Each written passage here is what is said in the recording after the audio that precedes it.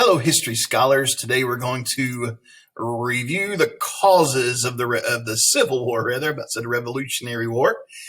So this is just kind of an overview lesson. It covers a lot of things that we've already talked about. So some reading that we're going to do together, and then you'll go back and find the answers after we read the couple little pages of short text together. So it's all on the slides. I'll show you what to do as we go through. Let me read these first two pages to you. Causes of the Civil War. There are many factors that led to the American Civil War. Slavery is often cited as the main cause, but there were other differences between the North and the South that contributed to the war. The economies. The economies of many northern states in the mid-1800s had changed from farming to industry. We learned about that, learning about the Industrial Revolution, remember. Many people in the North worked and lived in large cities like New York, Philadelphia, and Boston. However, southern states mainly had an agricultural economy based on slave labor. Remember what this word means, agricultural? It's farming, right? So they made their money farming. Well, they didn't farm. They made the slaves farm, didn't they? They made the money. The South relied heavily upon slaves for their livelihood. And then rights. Debating states' rights was not new before the Civil War. There have been arguments about how much power the state should have versus how much power the federal government should have since the writing of the Constitution. We called this the Federalists and the Anti-Federalists. You probably remember learning about that. Federalists wanted a strong federal government. Anti-Federalists thought the state should have more power. Southern states felt the federal government was taking away their rights and power. They were more like anti-federalists. They didn't want the federal. They were definitely anti-federalists because they broke away from the Union, didn't they? And then growth. The United States continued to expand westward. Each state that was added to the country shifted the power between the North and the South. Southern states worried they would lose power and their rights. Each new state became a battleground between the North and the South.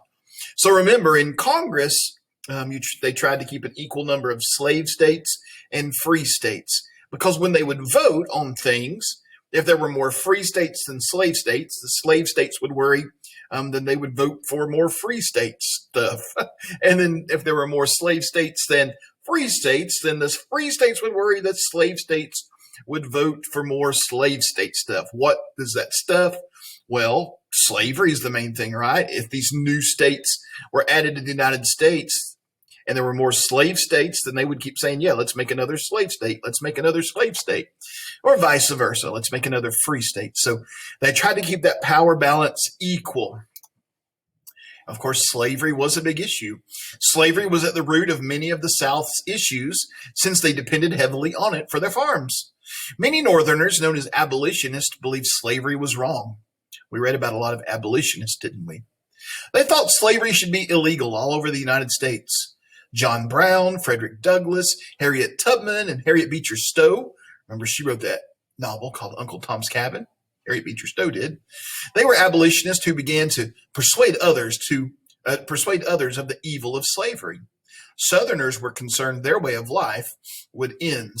And in Kansas, fighting over the issue of slavery first occurred in Kansas.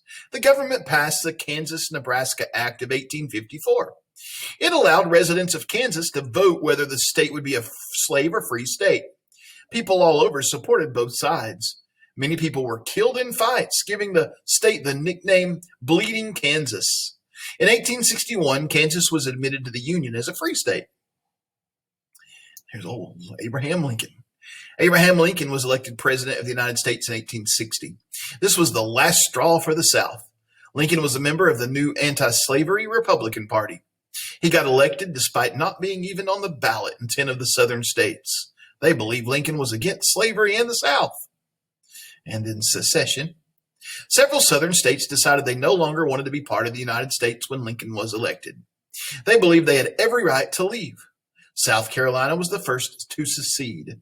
11 other states eventually followed their lead and formed a new country called the Confederate States of America. Lincoln felt these states did not have the right to leave the United States. He sent in troops to stop the South from leaving. And with this, the Civil War began. All right, so these two pages we've just read will help you find the answers to these questions right here. So the first page that you're going to be doing is matching. So Kansas, Nebraska, slavery, Kansas, Abraham Lincoln, bleeding Kansas, South Carolina, industrial, and I covered it up. I can't see it on my screen. So you've got to match these with the letter over here. The number 8 was abolitionist. You've got A through H. So what you will do, and I'm going to get out of present mode so that I can actually show you. So just like always, you're just going to click inside the yellow box. Don't hit delete. Don't hit anything else. Click inside the yellow box, and then you're going to type the letter you think matches Kansas, Nebraska. So if you think Kansas, Nebraska was the man who was elected president of the United States, what are you going to put? You would put an F there. And if you think that, well, you probably didn't listen or read the text. You can put a little F or a big F, whichever one you want to do. Just don't make an F.